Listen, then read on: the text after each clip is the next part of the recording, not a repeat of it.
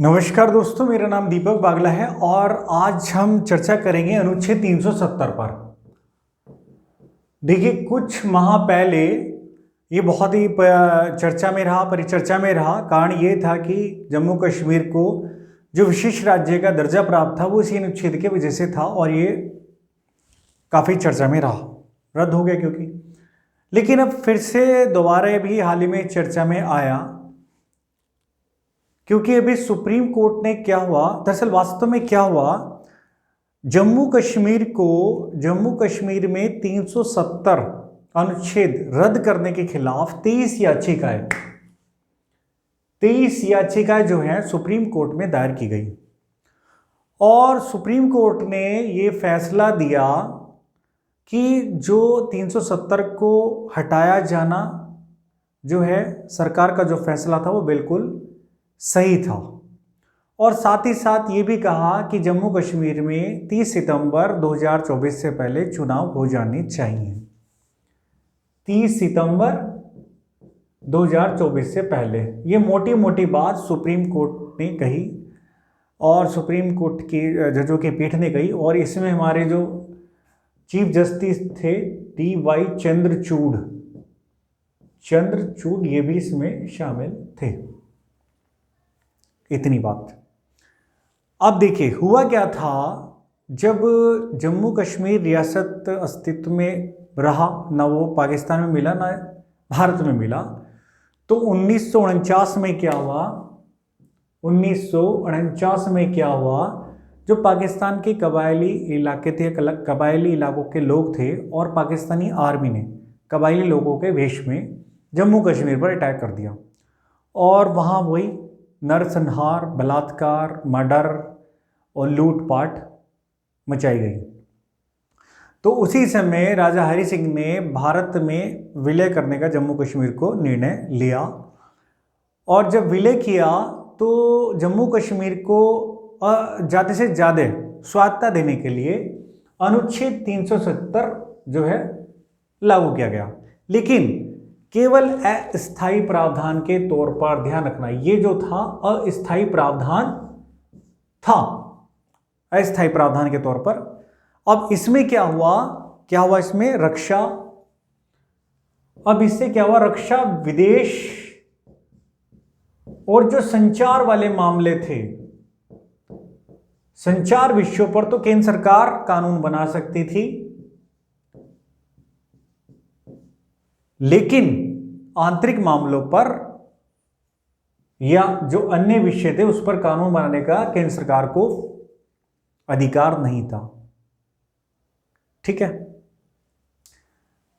अब जब 1949 में इसका विलय हो गया, ये प्रावधान के तौर पर, और इसमें एक और, इसके साथ ही एक और भी अनुच्छेद इसमें लागू हुआ, 35A। अब 35A क्या था? 35A था, क्या था बताइए, पता है? ठीक है, 35A जो था, 35A ये कह रहा था कि 1954 यस, 14 मई 1954 से पहले जो भी पाकिस्तान में रह रहा था वही वहां का नागरिक होगा, इसके अलावा वहां का नागरिक कोई भी नहीं होगा 54 के जो बाद आए। ठीक है। अब हुआ क्या, ना तो नौकरी के लिए अप्लाई कर पा रहे थे जो 54 के बाद आए, ना ही वो जमीन खरीद पा रहे थे, ना वो नौकरी के लिए अप्लाई कर पा रहे थे। ठीक। अब 89 से लेकर 95 तक वहां पर क्या हो गया, नरसंहार दोबारा शुरू हो गया, कश्मीरी पंडितों पर आक्रमण, वही बलात्कार, रेप, बलात्कार और लूटपाट, ये आगजनी वगैरह सब हुई और ये चलता रहा 89 से 95 तक। और उस समय जो गृह मंत्री थे हमारे, वो थे मुफ्ती मोहम्मद सईद। दुर्भाग्यवश कोई कार्रवाई नहीं हुई और उसका एक नुकसान ये 370 भी था। इसकी वजह से अनुच्छेद 352 वहां पर लागू नहीं हो पाया। 352 क्या है बताइए, जरा बताइए। Yes, very good. राष्ट्रपति शासन, राष्ट्रपति जो शासन है वहां पर लागू नहीं हो पाया अनुच्छेद 370 की वजह से। 352 क्या होता है, जब किसी राज्य में संवैधानिक तंत्र फेल हो जाए, संवैधानिक तंत्र फेल हो जाए, लोग मर रहे हैं, बलात्कार हो रहा है, लूटपाट हो रही है, आगजनी हो रही है, और वहां का संवैधानिक तंत्र फेल, बिल्कुल निरंकुश, कुछ कंट्रोल नहीं कर पा रहा है। ठीक है, यहां पर राष्ट्रपति शासन लागू हो जाना चाहिए था बट नहीं हुआ। ओके, और परिणाम स्वरूप क्या हुआ, लगभग 6 लाख कश्मीरी पंडितों का वहां से पलायन हो गया जम्मू कश्मीर से। 2019 में 5 अगस्त को, कब, 5 अगस्त 2019 में केंद्र सरकार जो है, केंद्र सरकार ने अनुच्छेद 370 को रद्द किया। इसके साथ ही अनुच्छेद 35A भी रद्द हो गया, और 5 और 6 अगस्त को 2019 को ही राज्य जम्मू कश्मीर पुनर्गठन विधेयक, कौन सा, यस, जम्मू कश्मीर पुनर्गठन विधेयक जो है लोकसभा और राज्यसभा में क्या हुआ, पारित हो गया। ओके, ये दोनों हट गए 370-35 से, और ये पुनर्गठन ये पारित हो गया। और हाल ही का फैसला मैंने आपको बताइए कि सुप्रीम कोर्ट ने क्या जजमेंट किया है, 370 हटाना सही है, और सितंबर 24 से पहले, 30 सितंबर 24 से पहले वहाँ पर चुनाव हो जाने चाहिए। तो ये तो थी बात अनुच्छेद 370 की, चूंकि चर्चा में रहा है तो करंट का विषय बन जाता है। अब एक और बात, दूसरा विषय,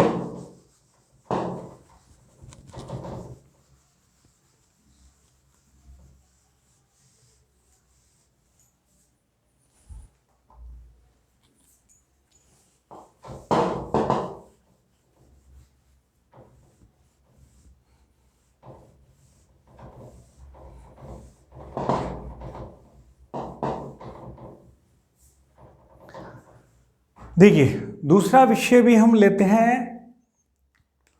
अभी भारत का एक नृत्य कला कह सकते हैं, नृत्य कह सकते हैं, अमूर्त सांस्कृतिक सूची, यूनेस्को की अमूर्त सांस्कृतिक सूची, अमूर्त सांस्कृतिक सूची में भारत का एक नृत्य अभी शामिल किया गया, और वो है गरबा। गरबा कहाँ का है पता है आप सबको, यस, गरबा है गुजरात का। दरअसल अमूर्त सांस्कृतिक सूची में ऐसी कलाएं ली जाती हैं, ऐसी परंपराएं ली जाती हैं या प्रथाएं ली जाती हैं जो किसी विशेष सामाजिक समूह यानी कि लोगों के किसी समूह द्वारा अपनी सांस्कृतिक विरासत के रूप में अपनाई हुई हो। जैसे कोई बर्तन बना रहा है, किसी के दादा बाबा पुराने काल से, बहुत टाइम से उसकी पीढ़ी दर पीढ़ी पीतल बनाने के बर्तन, तांबे के बर्तन बनाए जा रहे हैं, ठीक है, और वो परंपरा उनकी सांस्कृतिक ये विरासत उन्होंने अपना लिया, वही परंपरा उनकी चल रही है। तो ऐसी परंपराओं को, कलाओं को, प्रथाओं को, व्यवहारों को अमूर्त सांस्कृतिक सूची में शामिल किया जाता है। और ये यूनेस्को ने ये डिसीजन जो लिया था, ये लिया था 2003 में डिसीजन लिया कि ऐसा हम करेंगे अमूर्त सांस्कृतिक सूची में। लेकिन जो लिस्ट बनाई इन्होंने वो तैयार की 8 में, और 8 में जो था, 8 में भारत की 3 अमूर्त 3 कलाओं को, नृत्य को या सांस्कृतिक हमारी प्रथा को इसमें शामिल किया गया। और ये आपको याद रखना है, शुरू वाली जरूर याद रखनी है, ऐसा जरूरी नहीं कि गरबा ही पूछे, 2008 की पूछ सकता है, यानी कि शुरू वाली पूछ सकता है, या सबसे पहली पूछ सकता है। एक तो थी वेदों की चैंटिंग, वेदों की चैंटिंग। हालांकि देखिए किताब में सब लिखा है, इसमें मैं कोई विशेष बात नहीं बता रहा हूँ, किताबों में सब लिखा है, लेकिन मैं एक आपके केवल समझने को, याद करने को केवल आसान कर रहा हूँ बस। ठीक है, तो वेदों की चैंटिंग और रामलीला, और साथ ही साथ ये भी बताने की कोशिश कर रहा हूं कि क्या पॉसिबिलिटी है, यानी कि कौन सा प्रश्न जो है इंपॉर्टेंट है। अब देखिए जैसे आ गया कुट्टियट्टम, कुट्टियट्टम आप भी कह सकते हैं। ये जो कुट्टियट्टम नृत्य है ये है केरल का। ठीक है, तो 2008 में इनको शामिल किया गया। तो ये तो है ही, वेदों की चैंटिंग आपको याद रखना है, लेकिन डायरेक्ट भी पूछा जा सकता है कि कुट्टियट्टम जो नृत्य है किस राज्य से संबंधित है। ओके, तो हमें ये याद करना पड़ेगा। ठीक है, ऐसे ही एक था कालबेलिया नृत्य भी था राजस्थान का, कालबेलिया, ये भी पूछा जा सकता है। ठीक है ना, यह है राजस्थान का, इसको भी शामिल किया गया है, राजस्थान का है। और एक छऊ नृत्य को भी शामिल किया गया है, छऊ, छऊ नृत्य, छऊ, छऊ है पूरी भारत का है ये। और एक मणिपुर का पारंपरिक नृत्य है, उसको भी इसमें शामिल किया गया है। ये सीक्वेंस से नहीं है, ये शुरू वाला सीक्वेंस है, लेकिन ये वाला सीक्वेंस नहीं है। मणिपुर का नृत्य, सांस्कृतिक नृत्य।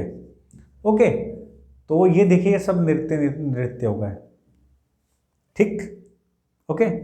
और इसके अलावा अगर आप देखें एक उत्तराखंड के अगर संदर्भ में देखें तो रमाण पूजा या रमाण पूजा, ये बहुत ही इंपॉर्टेंट है।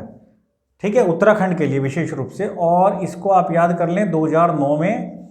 और एक और इंपॉर्टेंट है जो कुंभ मेले हैं। कौन से कुंभ मेले? कुंभ मेले पता ही है आपको, हरिद्वार में लगता है, उज्जैन में लगता है, नासिक में लगता है और इलाहाबाद में लगता है। ओके, इलाहाबाद, ठीक है, 4 जगह पर ये लगता है, ये इसका प्राचीन नाम इलाहाबाद।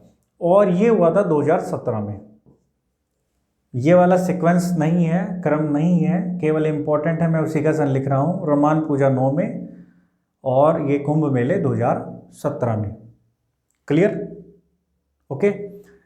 इसके अलावा क्या है बताइए? यस, योग को शामिल किया गया है। नवरोज को, या नौरोज आप कह सकते हैं, नवरोज को शामिल किया गया है। और जैसे मैंने भी बताया था, जो पीतल और तांबे के बर्तन बनाता है एक सामाजिक समूह, एक लोगों का एक समूह पंजाब का। ठीक है, इसको भी शामिल किया गया है। और दुर्गा पूजा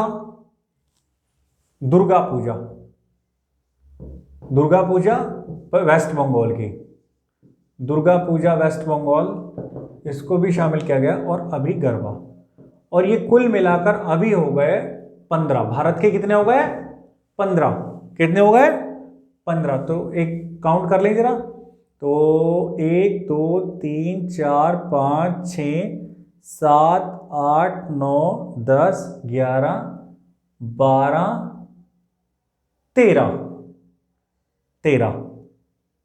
13 हो गए। अच्छा हाँ, एक छोटा है बोध जप। बोध जप कहाँ का है? यस, बोध जप है लद्दाख का। 14। और एक और बचा, बताओ कौन बताएगा?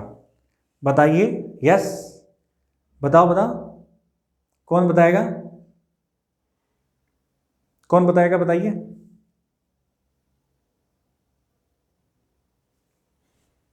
एक मिनट काउंट कर ले। अरे यार, 15वां तो गरबा हो गया ना। गुड, बहुत बढ़िया, शाबाश, वेरी गुड। तो देखिए, इनको पढ़ लेना एक बार, और जो सन, कुछ सबके सन याद करने की आवश्यकता नहीं है, केवल महत्वपूर्ण ये 2008 वाले हैं, या कहें कि सबसे पहले वाले हैं। 2009 इंपॉर्टेंट है, 17 इंपॉर्टेंट है, और गरबा तो आपको याद करना ही है। ओके, थोड़ा गहराई से पूछा तो कभी यहां से पूछ लेगा, या पीतल तांबा पूछ लेगा पंजाब वाला।